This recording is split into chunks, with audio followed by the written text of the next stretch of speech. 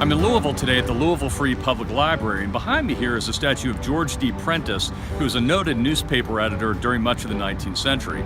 Now, Prentice was an avid member of the Know-Nothing Party, and before the Civil War, a lot of people blame him for spurring on the Bloody Monday riots in 1855 that left dozens and dozens of German and Irish immigrants killed. A lot of people think that Prentice may have had Confederate sympathies. As you see behind me here, his monument was recently vandalized with this orange paint. However, Prentice was a Unionist during the Civil War, although he did come from a divided family. Two of his sons fought for the Confederacy, and one was actually killed during the Battle of Augusta, Kentucky in 1862. So do you feel like he deserves to be a polarizing figure, or do you feel like history has redeemed his? It's unfortunate. The late Dr. Thomas D. Clark was planning to write Prentice's biography right before he died, and if someone had written more about him, people would have more information to make a decision. I don't think he deserves to be a polarizing figure. He was a champion of the Union. Abraham Lincoln admired him.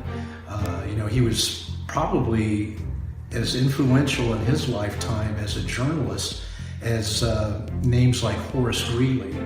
And the Louisville Journal was one of the most respected and influential dailies in the Ohio River Valley and the Mississippi River Valley, Upper South and Midwest. So again, he was quite an important figure in his time. What do you think Prentice's life and career can teach us today?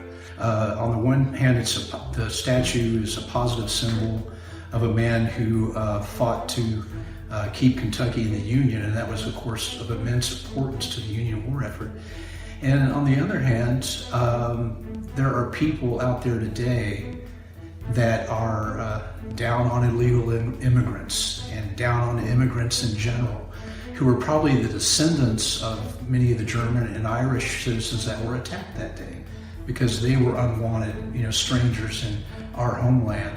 So I don't think we necessarily have to cover over every tragic moment in the nation's history, and some people might learn from his unfortunate association with the Know-Nothing Party. Now, what do you think when other Kentuckians are sort of caught up in the controversy around Confederate monuments and these monuments are vandalized? Leave your comments about what you think in the comments section below.